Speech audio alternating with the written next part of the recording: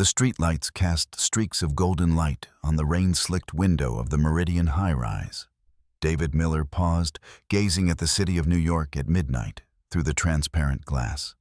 He was 35 years old, but the years of hardship had etched wrinkles onto his face, making him look older than he was.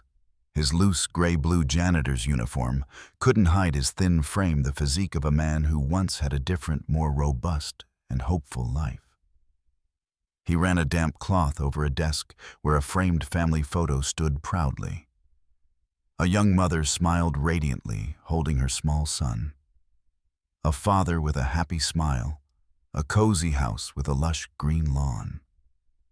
David sighed softly, the feeling of emptiness washing over him again. That was someone else's world, a world he once had and had lost. 3 years ago, he was a passionate construction engineer, a happy husband and father. But a terrible cancer had taken Sarah, the love of his life, and left behind a mountain of medical bills. The financial burden forced him to sell their dream house and give up his stable job to work as a night shift janitor. It was a low-paying job, but the fixed hours allowed him to take care of his son, Leo. David returned to his small apartment on the second floor of a rundown building. Leo, 7 years old, was fast asleep, clutching his worn-out teddy bear, Sarah's last gift. The dim light from the nightlight fell on his son's innocent face, and David felt a surge of pain mixed with love. He leaned down and gently kissed his son's forehead.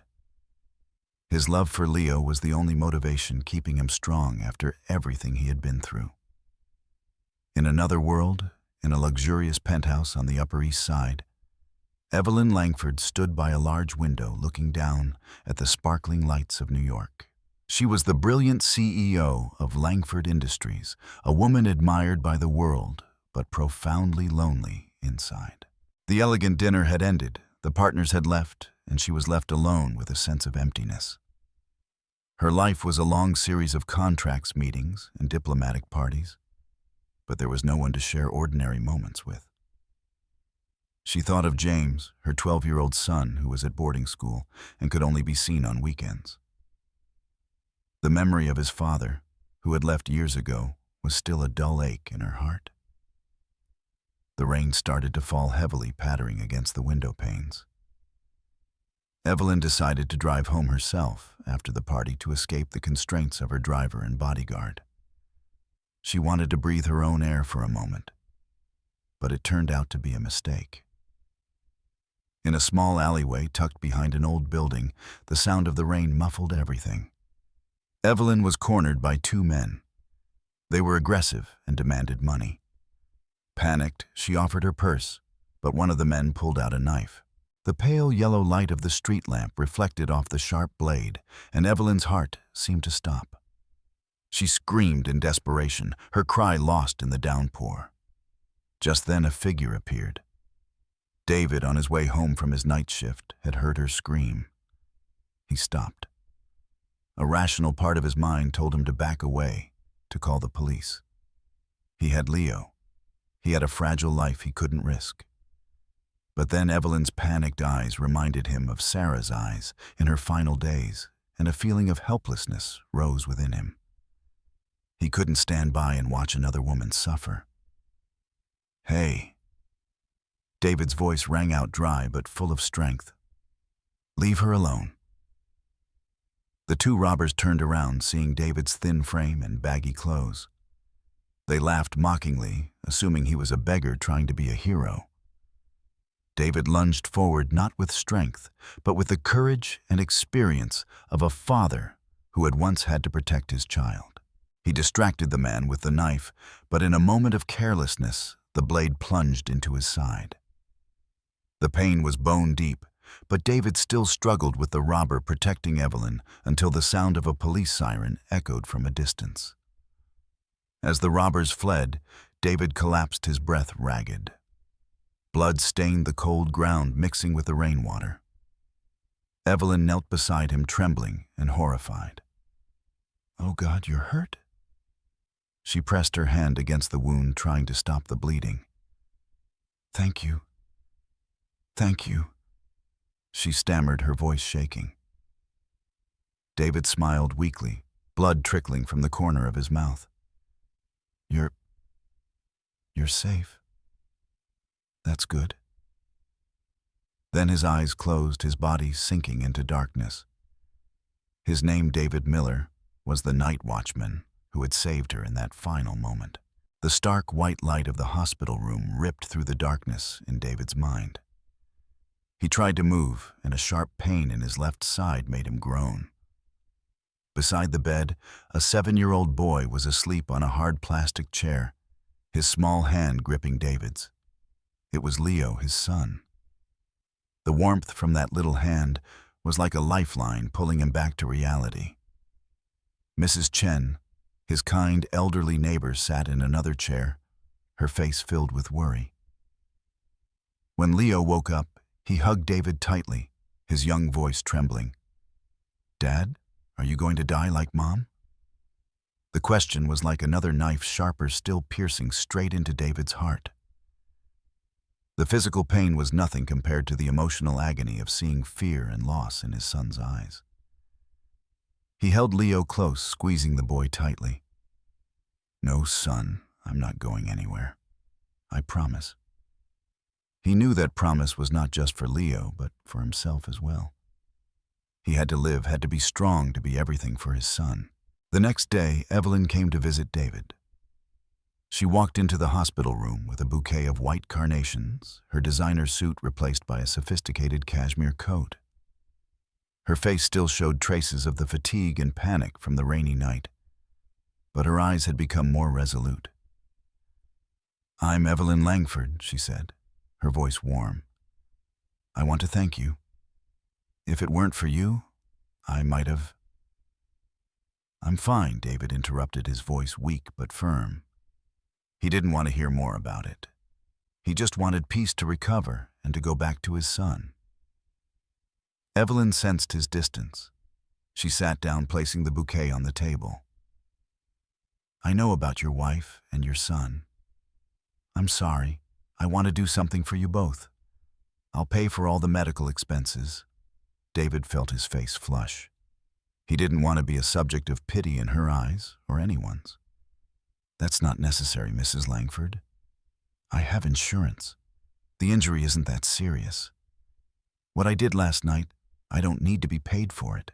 Evelyn looked into David's eyes and saw the pride, the resilience of a man who had lost everything, but still tried to hold on to his dignity.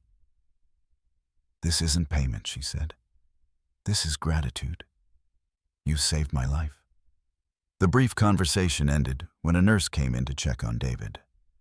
Evelyn quietly left a business card on the table next to the carnations. It wasn't an offer, but an open door. She knew he wouldn't call, but she left it there anyway. The following days, David was discharged. He returned to his small apartment and had to face a harsh reality. A hospital bill of over $14,000 arrived. Though his insurance covered a portion, the remaining amount was an unbearable burden. At the same time, his landlord knocked on the door, reminding him that the rent was overdue. David sat listlessly at the kitchen table where Leo was engrossed in drawing colorful robots. He looked at his son, at the boy's hopes and dreams. His son's future was everything. The pain of losing his wife, the humiliation of becoming a janitor, he could endure all of that. But to see Leo live a difficult life, deprived of the most ordinary things a child should have, he couldn't bear it. He picked up the phone, his hand trembling. He stared at the business card on the table with Evelyn Langford's name and number on it. Pride and love, two forces were tearing him apart. Pride told him not to call. Love told him to call for his son. In the end, love won. He took a deep breath and dialed the number. "Good evening, Mrs. Langford. This is David Miller." There was a moment of silence on the other end, as if she couldn't believe her ears. "Hello, David," her voice finally came through. "I knew you would call. A meeting was arranged." David arrived at the Langford Industries building, a place of opulence, completely different from where he worked. Evelyn was waiting for him in her office, not as a boss, but as a grateful woman. She had done her research on him, knew about his circumstances, his loss, and his courage. She understood that money would hurt him more than it would help. "I want you to be a personal bodyguard and driver for my son James," Evelyn said, her voice firm. "I want you to be a friend, a big brother, a father figure to James. I need someone who can understand and protect my son with all his heart, not just with skills." David was astonished. The salary she offered was twice his current income. It was enough to pay off his debts, enough to buy Leo the toys he dreamed of, enough to rebuild their lives. But he hesitated. The man's pride was still there. "I'm not a professional bodyguard. I don't have the experience," David said, trying to find a reason to refuse. Evelyn smiled. "I looked into your record. You were a Special Forces soldier. You fought on the most dangerous battlefields, and you saved my life. Your experience cannot be measured by any certificate." David was speechless. The past he had tried to bury was laid bare. But Evelyn wasn't judgmental. "You saved me, David. And you did it without a thought of what you would get in return. That is the only thing I need in the person protecting my son." The conversation ended, and David accepted. Though his pride was wounded looking at Leo's future, he understood this was the only path. He wouldn't just be protecting James. He would be protecting his family, building a new life for Leo. After David accepted Evelyn's offer, his life entered a completely new world, one he had only ever seen through the spotless windows of his old workplace. The next morning, a luxurious black SUV pulled up in front of his shabby apartment. David, wearing a suit sent by Evelyn, felt awkward and out of place. This feeling was no longer self-consciousness, but fear. He was afraid he wouldn't fit in, wouldn't do a good job, and feared he would have to lose his true self. James, Evelyn's son, was a 12-year-old boy who seemed more mature than his age. He was quiet, had sad eyes, and was always carrying a tablet. James greeted David formally, then retreated into his own world. David, with a father's instinct, recognized the loneliness and lack of affection in those eyes. It was not unlike Leo's, but in a different version, hidden by wealth and material comforts. In the first few days, David simply fulfilled his role as a driver and bodyguard. He drove James to his private school extracurricular classes and upper-class parties. He always kept his distance, partly out of respect, and partly because he didn't know what to do to break the invisible wall between them. That wall was built by the huge difference in their circumstances. But then a small incident changed everything. One afternoon, after picking James up from his robotics class, David noticed the boy was unusually quiet. He wasn't playing on his tablet, wasn't reading, just staring out the window with a sad expression. "What's wrong, James?" David asked gently. James hesitated for a moment, then pointed to a family playing soccer in the park. "My friend's dad, he always makes time for him. I just have a driver." James's words touched David's heart. He had felt that way as a child, and he knew that James didn't need a driver. He needed a father, or at least a big brother, a friend. David decided to break down that wall. He pulled over, opened the car door, and said, "If you don't mind, let's go for a walk." James was surprised, but followed him anyway. They walked along the river, and David told James about Leo's life, about the simple but joyful games they played. He talked about robots made of cardboard, and the stories he made up to lull Leo to sleep. James listened attentively, his eyes gradually becoming more lively. It turned out that James was a passionate fan of robots, but not the expensive toys. He dreamed of building and programming a real combat robot himself. David suggested that with his past experience as a construction engineer, he could help James achieve that dream. This conversation opened a door. James began to open up, telling David about the pressure of school, the loneliness in a house that was too big. and his longing for his mother and the father who had left. David listened without judgment or advice. He simply listened with all his heart. Evelyn noticed the positive change in her son. James became happier, smiled more often, and frequently told stories about David and Leo. She felt grateful to David not just for protecting James, but for bringing her son a sense of warm family affection. One evening, as David was about to leave, Evelyn invited him to stay for dinner. The meal was simple, just her son, and him, but it was filled with laughter. Evelyn asked David about his life, about Leo. She listened with genuine empathy and concern, not as a boss. When the dinner was over, Evelyn gave David a small box. "I fixed the old robot for Leo. I hope he likes it." David opened the box. It was an old toy robot, but it had been perfectly repaired. He looked at Evelyn, and for the first time, he saw a woman who was not a powerful billionaire. He saw a mother, a lonely woman, who craved love. David knew that he and Evelyn shared similar pains and losses. They were both trying to do the best they could for their children. And without realizing it, the invisible wall between them had crumbled. When David got home, he gave the robot to Leo. The boy squealed with delight and hugged him tightly. David smiled, feeling warmth in his heart.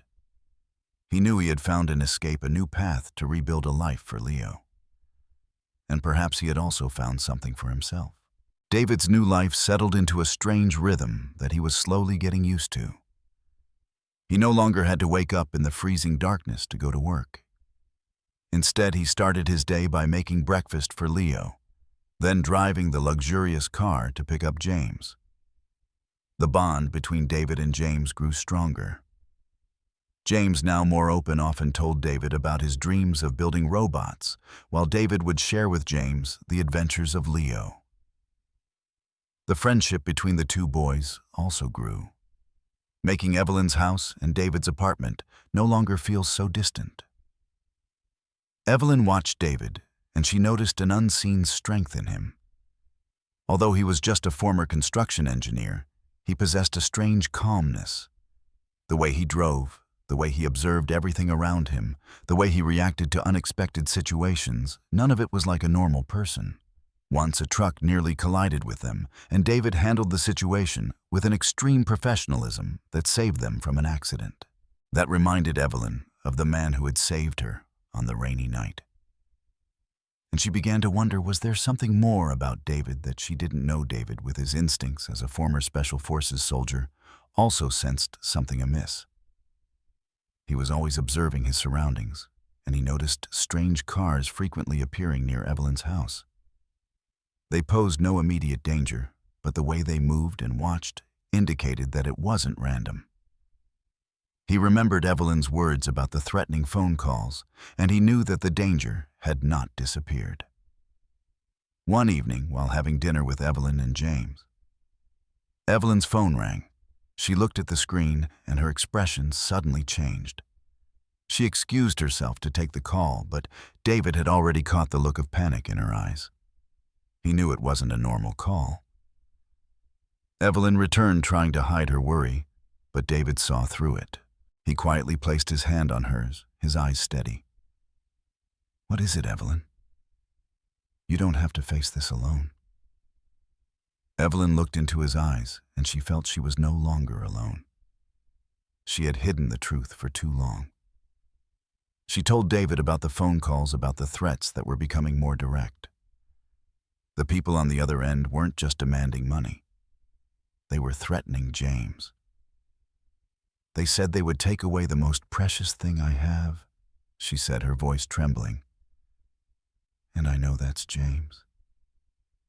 David felt a surge of anger. He had once experienced the helplessness of not being able to protect Sarah. This time he wouldn't let that happen again. "Tell me everything," he said, his voice resolute.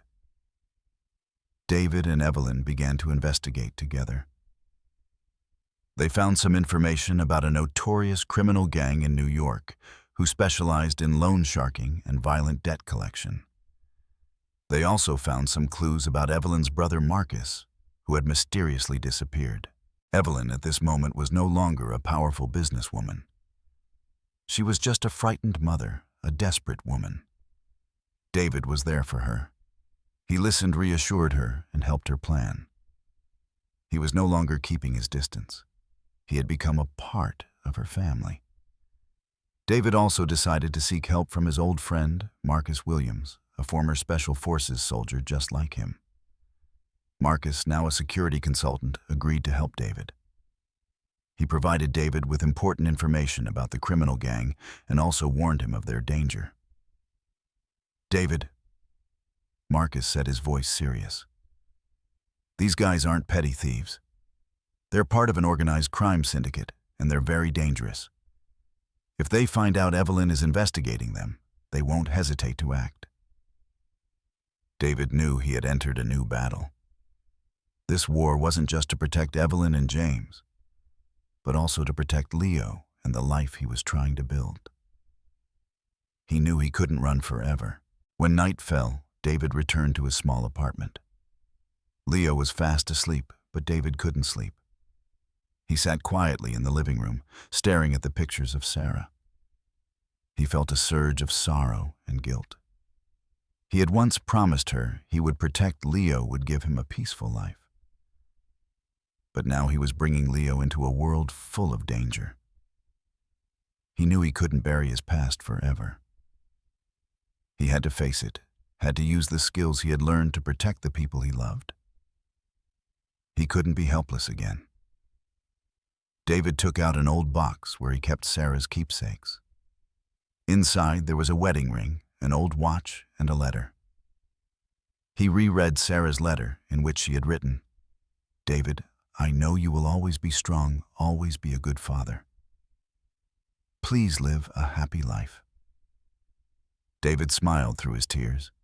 He knew he had to live to fight to be strong, not just for Sarah, but for Leo, for James, and for Evelyn. He had found an escape, but that escape was bringing him back to the past. A past he had tried to forget, but a past that was necessary for him to protect the people he loved. Both David and Evelyn knew they couldn't handle this threat alone. The situation had grown beyond the control of a single bodyguard and a businesswoman. David reached out to Detective Martinez of the NYPD, the officer who had handled Evelyn's case from the beginning. They met at a secluded cafe to ensure their safety. David and Evelyn sat across from the detective, their hearts heavy with worry. Martinez didn't beat around the bush. She placed a tablet on the table displaying security camera footage recovered from a building near the alley that night. "It took us a lot of time to process and recover the data," she said. "And what we found has completely changed the nature of the case." Evelyn looked at the screen. It was a blurry image of a man standing at the entrance to the alley holding a phone and looking around. The man's face was heart-wrenchingly familiar. "It can't be," Evelyn whispered, her voice trembling. "That's Marcus." Detective Martinez swiped to another picture. This one was clearer. Marcus was standing and talking to the two men who had attacked Evelyn. His eyes showed no panic, only calculation and scheming. Evelyn felt her world crumble. She couldn't believe her own brother, her only remaining family, could do such a thing. "This was a setup," Martinez explained. "Marcus Langford has a huge debt to an organized crime syndicate. He used his sister to pay it off." David squeezed Evelyn's hand. He could feel her pain and betrayal. Evelyn, a strong, resilient woman, now seemed so fragile. "Why?" she asked, tears streaming down her face. "Why would he do that to me?" Martinez didn't answer. She simply presented the new evidence. A series of threatening messages and anonymous calls were all traced back to Marcus. He had provided the gang with information about Evelyn's schedule habits and even her security team. The attack that night was initially just a warning. But if David hadn't appeared, things could have been much, much worse. "I need you and Evelyn to cooperate," Martinez said. We'll use the calls and messages as bait. We'll set a trap and take down the entire syndicate. David immediately objected. No, it's too dangerous. I can't let Evelyn and James be in any more danger. He looked at Evelyn, his eyes firm. We won't do what they ask. We'll fight our own way. After the meeting with Martinez, David and Evelyn returned home, their hearts heavy. The truth about Marcus was a massive shock. Evelyn locked herself in her study, unable to face the harsh reality. David quietly prepared dinner for James and Leo, but he knew his job now wasn't just cooking and driving. Dad, where did Uncle Marcus go? James asked. David didn't know how to answer. He's in a bit of trouble. He needed to go away for a while. James was silent, but David could see the worry in the boy's eyes. He was all too familiar with people leaving. David hugged James tightly, feeling the boy's warmth. No one is going to leave again, I promise. That night, David stayed up planning. With his experience as a former Special Forces soldier, he knew how to turn Evelyn's house into a fortress. He called his old friend Marcus Williams and asked for his help. Williams agreed instantly. He brought state-of-the-art security equipment from surveillance cameras and motion sensors to a modern alarm system. Evelyn, after a night of heartbreak, returned with the strength of a businesswoman.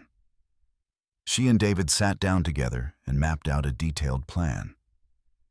They knew they couldn't run forever. They had to face it, had to fight to protect the people they loved. David, after making sure James and Leo were safe, said to Evelyn, I want you to leave. Go somewhere far away. I'll stay and deal with them.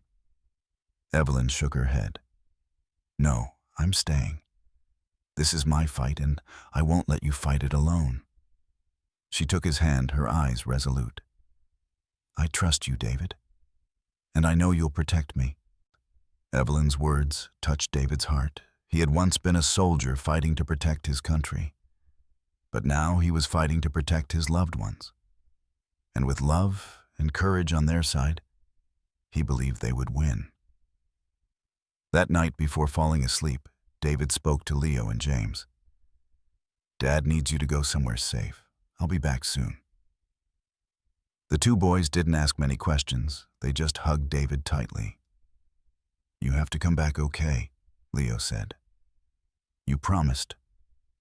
David nodded. I promise. He knew that promise was more than just a word. It was a vow. He would return with a victory. The next morning, an unmarked black helicopter landed on the helipad behind Evelyn's mansion. David's old friend Marcus Williams arrived with two other former Special Forces soldiers. They were the men David had fought alongside in the fiercest battles, and now they were fighting together again to protect their loved ones. David had a brief conversation with Leo and James. I need you to go somewhere safe. I'll be back soon. Even though he was young, Leo understood the gravity of the situation. He hugged David tightly. You have to come back, okay? You promised. David nodded. I promise.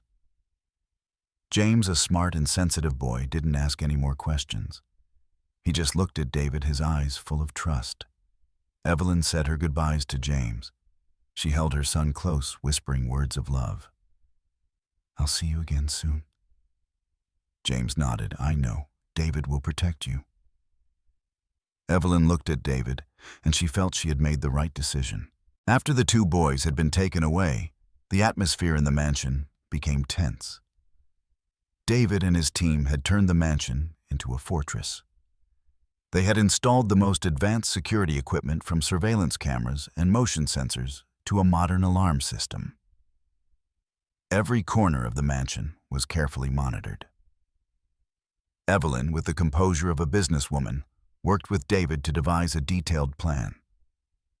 I'll use the calls and messages as bait, she said. I'll contact them and ask for a face-to-face meeting. David objected. No, it's too dangerous. I can't let you be in harm's way. Evelyn looked him in the eyes. "I'm not the same frightened woman in that alley anymore, David. I have you. I have our children.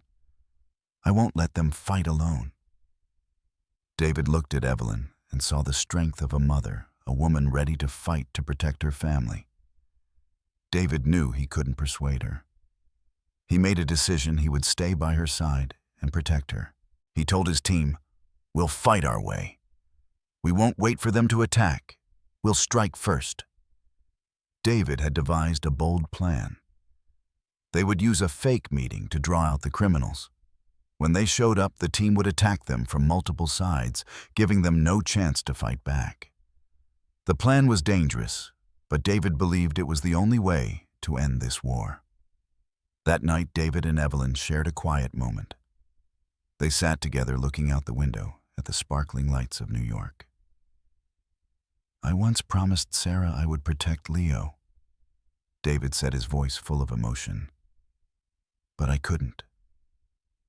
Evelyn squeezed his hand. "You did, David. You gave Leo a new life, a life full of hope. And you saved me. You saved James. You are our hero." Evelyn's words touched David's heart. He had once thought he was no longer a soldier.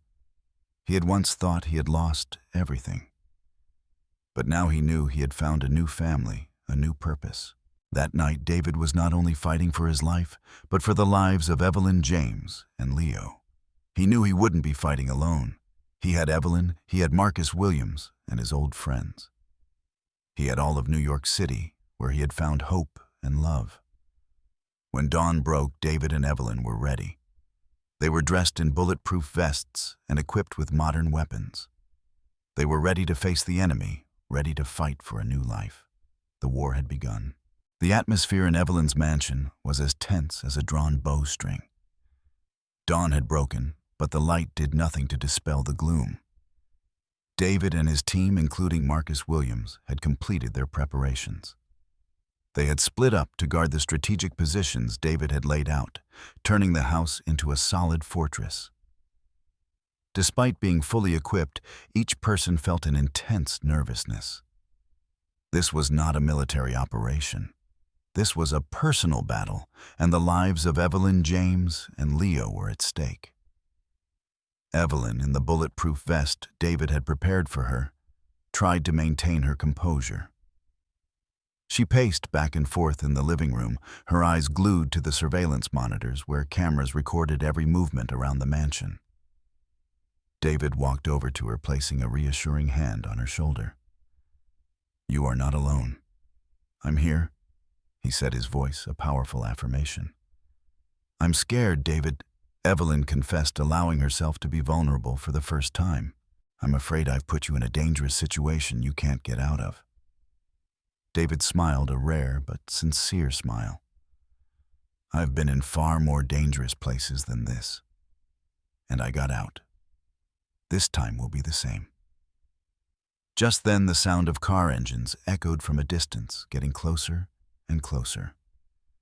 3 unmarked black SUVs slowly drove toward the main gate of the mansion. David quickly gave his orders. "Williams, you take the main gate. My team and I will provide cover."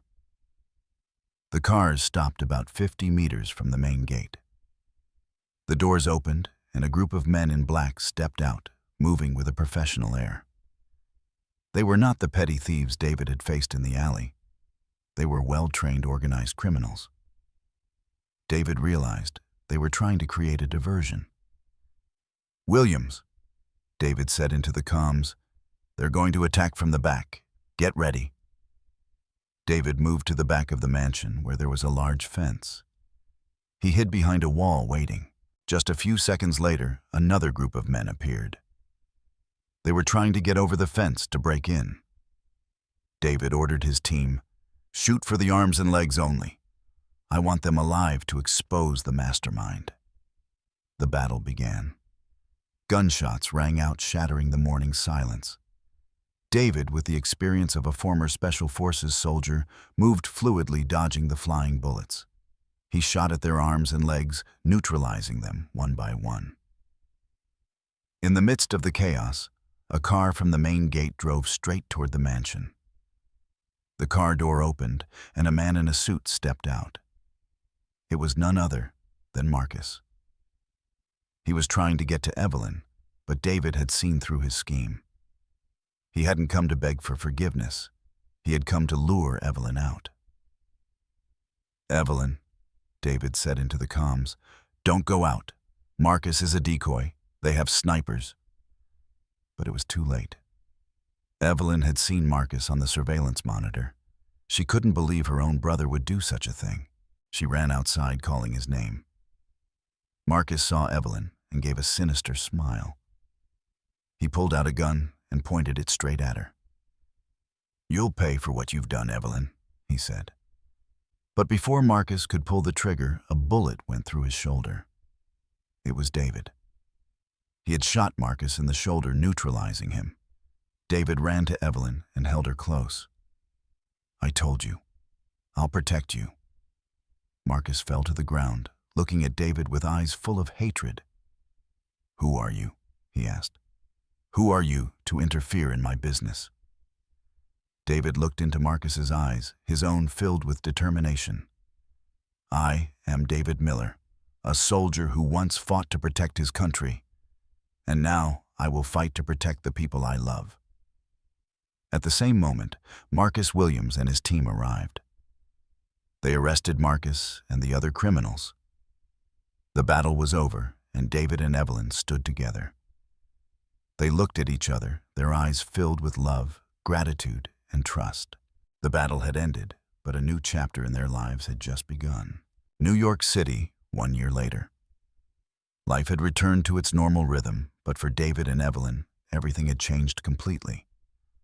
After the battle at the mansion, Marcus, although he survived, had to face justice and the consequences of his actions.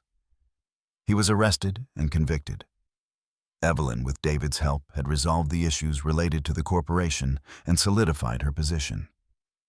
David and Evelyn were married in a cozy ceremony attended only by their closest loved ones, Leo James, Mrs. Chen, and Marcus Williams. David, as an official member of the Langford family, changed his last name to Langford, a symbol of his bond and love for his new family. They bought a house smaller than Evelyn's mansion, but still spacious enough for the two boys to have their own rooms. The house had a small garden where Leo and James could play together and where David and Evelyn could plant her favorite flowers. This house was not just a residence, but a home, a place they could truly call their own. David became the head of security for Langford Industries. With his experience as a former Special Forces soldier, he built a state-of-the-art security system, protecting the corporation from any threats. This job not only provided him with a stable income, but also gave him more time to spend with his family. Evelyn, with David's support, established a charity called the Miller Initiative, a name taken from David's former last name to help other single fathers. This fund provided vocational training, financial assistance, and psychological counseling to men who were facing the same difficulties David had once experienced. The charity was not just a symbol of gratitude, but a symbol of hope and community. One afternoon, David and Evelyn sat in their small garden watching Leo and James play. Leo, now a lively and cheerful boy, was telling James about the stories he made up. James, with the curiosity of a 13-year-old, was listening intently. "What do you think about our charity?" Evelyn asked, her hand tightly holding David's. "Are you happy?" David smiled. "Yes, I'm very happy. I was once a single father. I know the difficulties they face. I feel like I've done something meaningful." Evelyn leaned her head on his shoulder, feeling warmth in her heart. "You are our hero. You saved me, you saved James, and you gave me a family." David kissed her forehead gently. "You are my hero too. You gave me a new life, a life full of hope." Just then, Leo and James ran up to them and hugged David and Evelyn. "Dad, Mom," Leo said, "we want a baby." David and Evelyn looked at each other and smiled. They had once thought they could never have a happy family again. But now they had everything. They had love, trust, and hope. And they had a family. David and Evelyn's life was a testament that no matter what difficulties and challenges we face, with love, courage, and hope we can overcome them all. And we will find happiness, a happiness we once thought was impossible. All 4 members of the Langford family sat together on the lawn, watching the sunset over New York City. The light of the sunset painted the sky in a brilliant orange, like a beautiful painting, a painting of love and happiness.